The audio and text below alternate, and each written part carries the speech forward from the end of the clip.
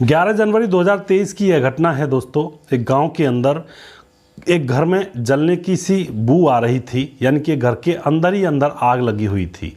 तो उस घर में आने वाला उस घर की औरत का भाई बाहर के लोगों से चिल्लाता चिल्लाता कहता है कि हमारी बहन के घर में आग लग गई है, बचाओ बचाओ।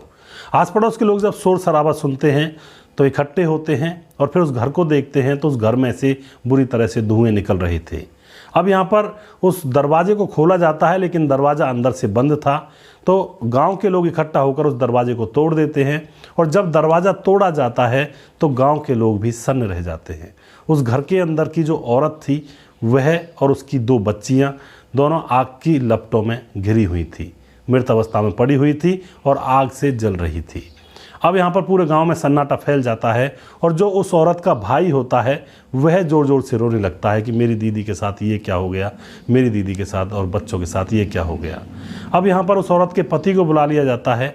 पति आता है और धड़ाम से अपने बच्चों की और अपनी पत्नी की हालत को देखकर ज़मीन पर गिर जाता है। फिर उसके बाद पुलिस को भी बुलाया जाता है।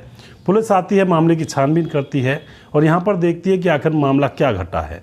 वह 3 डेड बॉडी जली हुई थी और यहाँ पर जो उस औरत का भाई था जिसका नाम था राम प्रकाश, जिसकी उम्र 26 साल थी, उससे पुलिस पूछती है कि आखिर कैसे हुआ ये। तो वह बताता है कि अंदर हीटर था और हीटर से ये तीनों लोग जल गए हैं।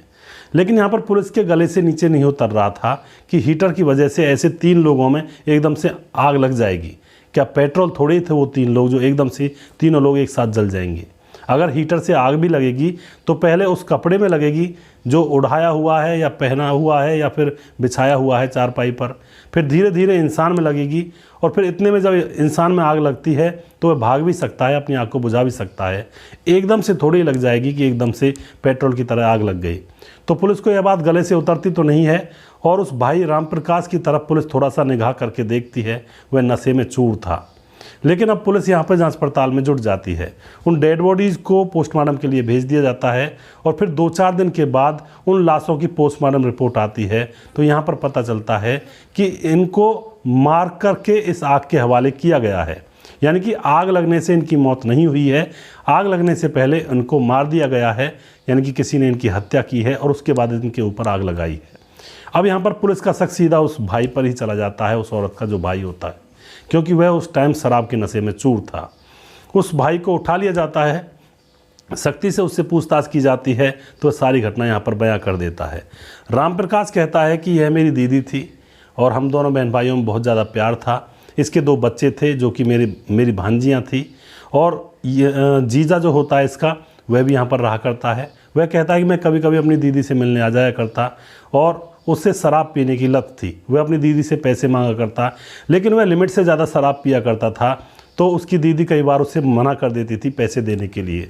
लेकिन दोस्तों, बहन का कलेजा फिर भी पसीज ही जाता है भाई के लिए जब भाई गिड़गिड़ाता है किसी चीज़ के लिए। तो यहाँ पर जब रामप्रकाश अपनी बहन से पैसे मांगता तो कई बार उसकी दीदी दे दिया करती, कई बार उसे नहीं दिया करती और बार बार कहती कि तू सुधर जा, तेरी ज़िंदगी बर्बाद हो रही है, इस तरह से ज़िंदगी कैसे कटेगी। लेकिन दोस्तों, रामप्रकाश को तो शराब पीनी थी। वह बार बार वहाँ पर आता, जब जीजा पास में नहीं होता घर में तो पैसे मांग कर ले जाया करता।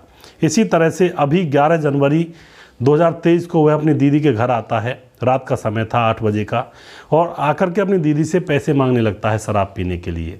उसकी दीदी उससे मना करती है कि तू बार बार पैसे मांगता है, तू कमाता खाता है नहीं और तेरी ज़िंदगी बर्बाद हो चुकी है और मुझे तेरे ऊपर तरस आता है, तू ऐसे मत रह, इस शराब को छोड़ दे। लेकिन उसको तो सिर्फ पैसे दिखाई दे रहे थे और पैसों से वह शराब खरीद कर पीता। उसकी दीदी मना कर रही थी और वह पैसे मांग रहा था। दोनों की हाथापाई हो जाती है और वह वहीं पर पड़ा हुआ एक सिलबट्टा होता है उसको उठाता है और अपनी दीदी के सर में दे मारता है।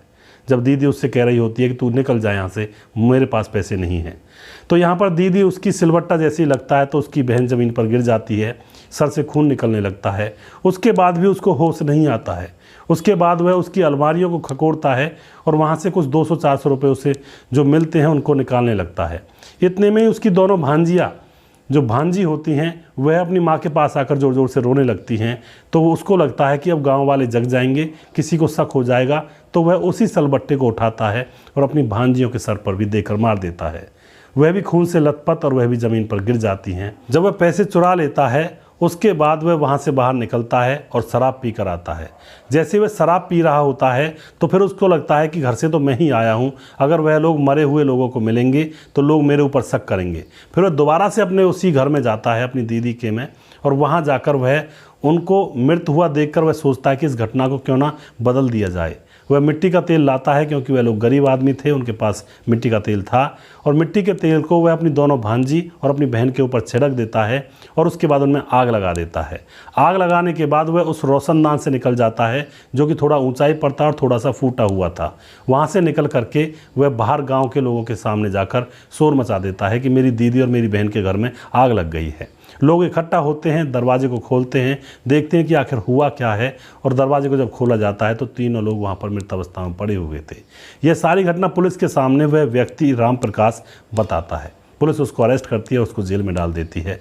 यहाँ पर एक भाई ने अपनी बहन और अपनी 2 भांजियों की जान ले ली। यह कोई अच्छी बात नहीं थी, सिर्फ और सिर्फ एक शराब के चक्कर में। तो दोस्तों, शराब के चक्कर में ज़्यादा नहीं पड़ना चाहिए, वरना बड़े बड़े क्राइम हो जाया करते हैं। अगर आपको हमारे वीडियोज़ अच्छे लगते हैं तो उनको शेयर ज़रूर कर दिया करें। अगला प्रोग्राम मैं जल्दी फिर से लेकर आऊँगा किसी सच्ची घटना के ऊपर। तब तक आप खुश रहें, सावधान रहें, रिश्तों की अहमियत को समझें। जय हिंद, जय भारत।